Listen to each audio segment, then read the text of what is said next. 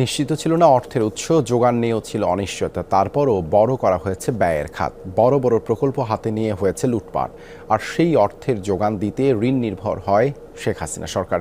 গেল অর্থবছরের শেষ 2 মাসে কেন্দ্রীয় ব্যাংক থেকে গোপনে ছাপিয়ে নেওয়া হয় 41,000 কোটি টাকার বেশি। তাতে উস্কে যায় মূল্যস্ফীতি। বিশ্লেষকরা বলছেন, টানাপোড়েন সামলাতে নেওয়া হয়েছে অনৈতিকতার আশ্রয়।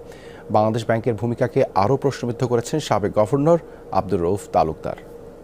শিয়া বাটার ও ভিটামিন ই সমৃদ্ধ Lily glam beauty soap. Lily, always beautiful.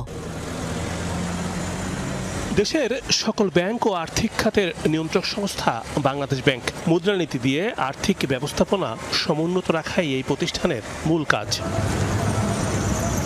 কিন্তু এই কেন্দ্রীয় ব্যাংকই ছিল আগের সরকারের কীর্ণক। ইচ্ছামতো ব্যবহার হয়েছে স্বায়ত্তশাসিত এই প্রতিষ্ঠান। ভালো মন্দ বিবেচনায় না নিয়েই টাকা ছাপিয়ে